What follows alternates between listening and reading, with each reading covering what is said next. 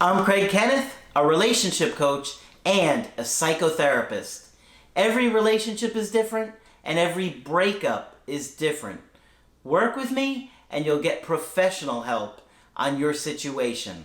And if you're in no contact, focused on personal growth, my workbook series, The Knowledge, will help you make changes like you've never made before. Available now at AskCraig.net.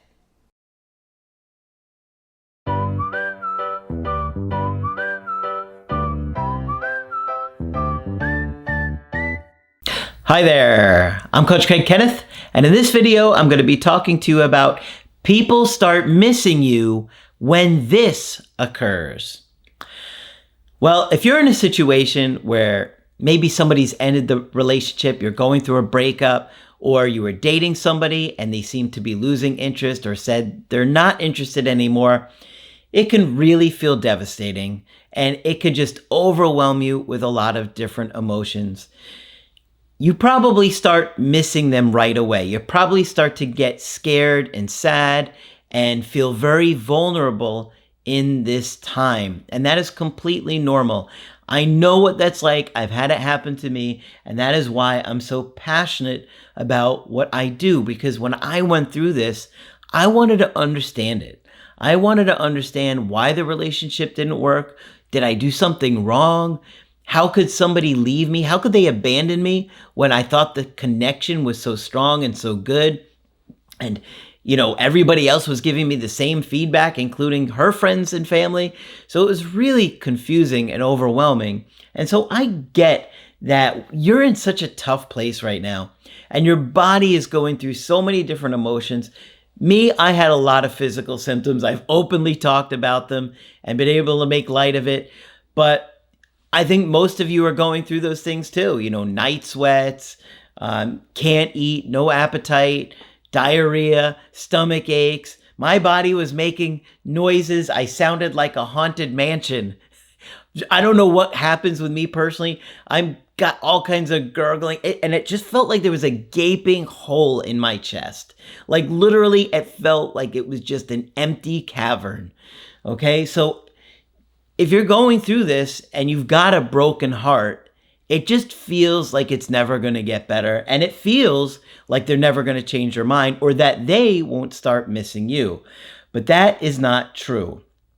Okay, that is absolutely not true. But it is very important how you behave. Okay, so there's a few things that need to happen, but behavior is absolutely critical if you want somebody to miss you and come back. Okay, so you hear us talk about no contact, or as I teach it, no reaching out. You don't reach out to an ex for any reason, okay? Because they need time and space to miss you. This is absolutely critical to the process. Time and space.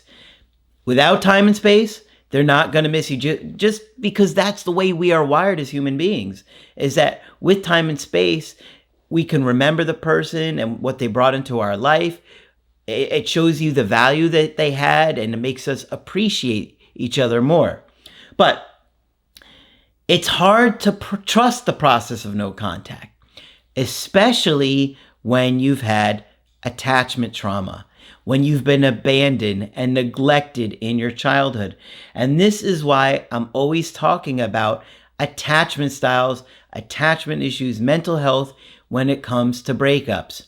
When I launched this channel about over 8 years ago, I think it was now, nobody in the world was talking about this. Not one person was talking about attachment theory and breakups.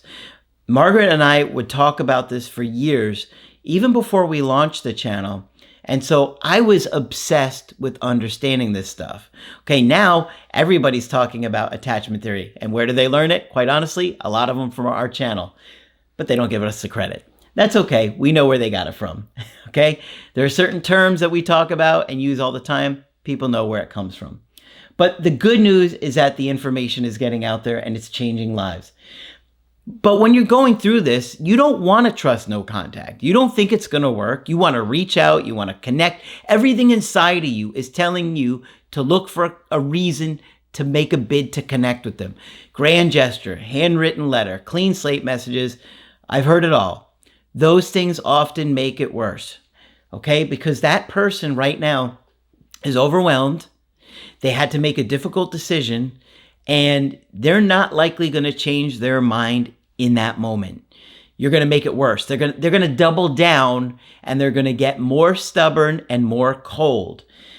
So it's tough because you are giving yourself up to this process of no contact with the very fear of not ever hearing from them again. And some of you will not hear from your ex again.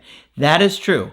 But many of you will, especially when you trust the process and leave them alone, okay? So, many people don't think that no contact is going to work. They give up, okay? You give up on them coming back.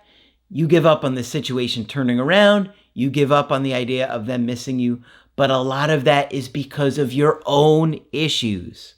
That is more about you and your attachment issues with your caregivers than it is about your ex, okay? So you're going to have to give up some kind of control of the process here and allow it to play out. Now, no contact isn't about putting your life on hold. I don't want you to put your life on hold. That's not the way I see it.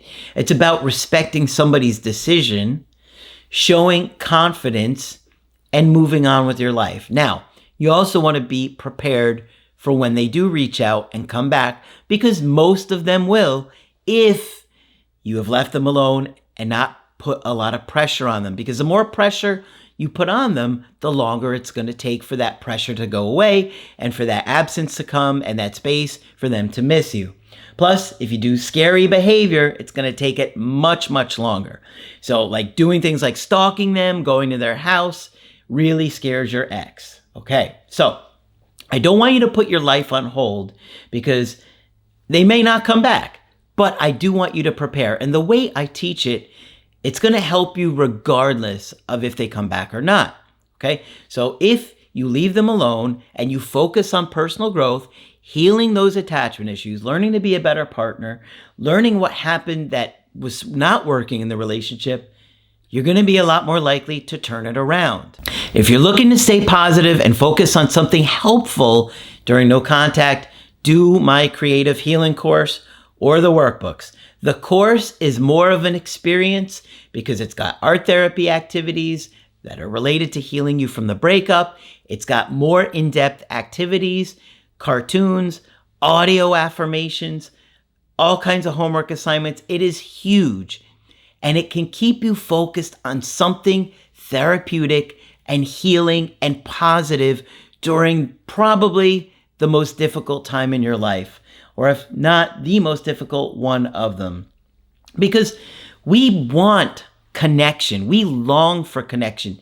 Your ex longs for connection, but for whatever reason, it wasn't working with you. But when you doubt that they're going to come back, please understand, it is at our very core. We yearn for connection. We are wired to attach. We want it. So please learn all the skills that we're teaching. Just don't watch no contact videos because that's not going to really help you turn things around. It's the actual personal growth that does it. And I have got an excellent success story today that is going to show you all of the very points that I'm talking about, because I see all kinds of people. I see people that are looking for quick fixes and not really doing the work. And I see people that are doing the creative healing course so much and so intense that I'm like, wait, you got to slow down. You're going to miss a lot. You're not going to process like you need to. Go back and do it again. And I'll tell people, do the course more than one time. It's so big. And you'll see a lot of different progress and you'll see a lot of different insights if you take your time and go over things more thoroughly. So today I have a great email to share with you guys. There's so much about this that I like, but I'm just going to get into it because I know what it feels like to think that people aren't going to miss you, but they do. But again, remember what I said. Time and space is very important here. And guess what this guy does? All right. He said, "Hi, Craig. Hope you are well. I had a Skype coaching with you back in June after my ex-girlfriend broke up with me. I did many things wrong at the beginning, such as trying to change her mind, handwritten letter, and even sent flowers on her birthday. Man, I know what it's like to do these things.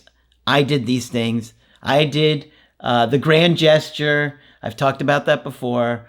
I tried talking to friends and family. I kept trying to talk to her about it. Just made things worse. Just like everyone else, I was convinced that I would be the exception and that no contact wouldn't work." Again, I'm going to read this again because this is most of you. Everybody thinks they're the exception.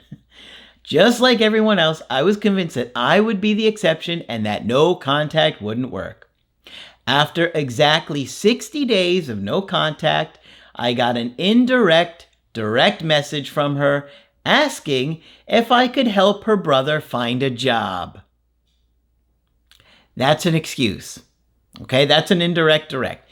You don't do that if there's not some interest there, okay? If a woman's not interested, she's going to look for reasons to stay away, not look for reasons to connect. After I agreed to help him find a job, he didn't actually need one anymore. So there you have it. Another indirect direct that I've been talking about for years.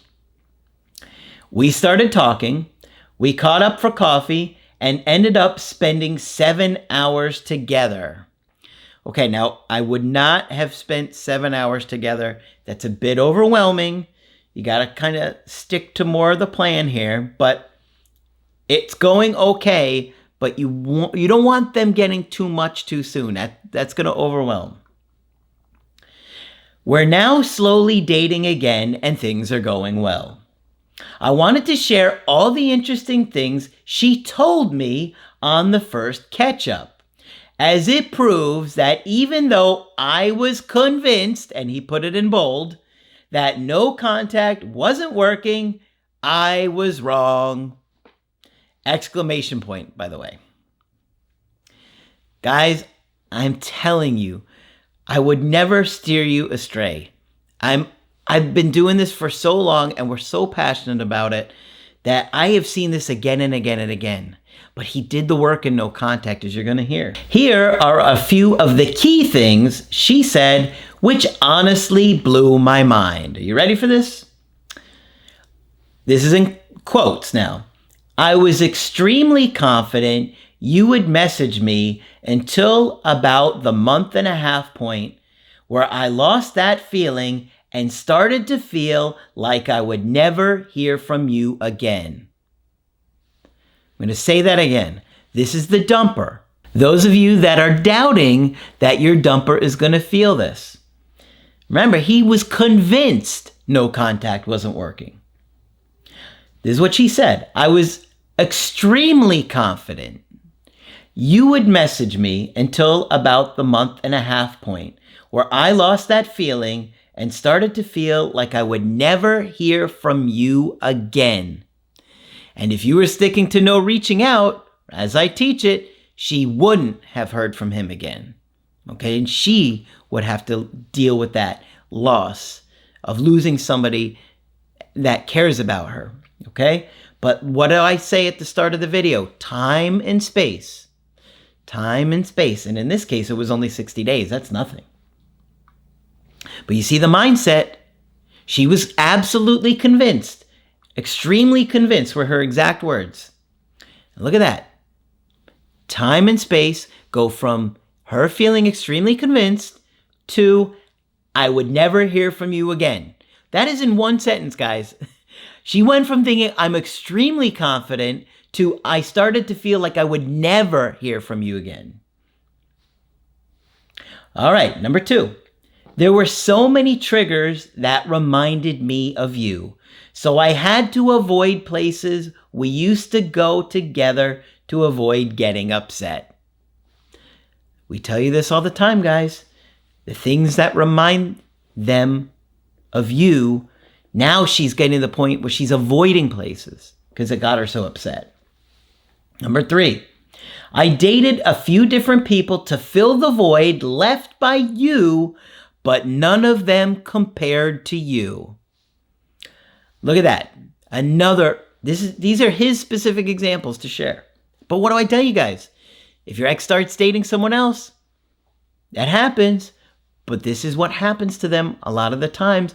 They don't feel that attachment to them. Yeah, it might be nice and exciting to get some attention from them, but they don't feel the bond and the attachment that they did with you. Now, of course, sometimes people do move on. I'm not going to say that they don't, but it's also very possible that they're going to go through this as well.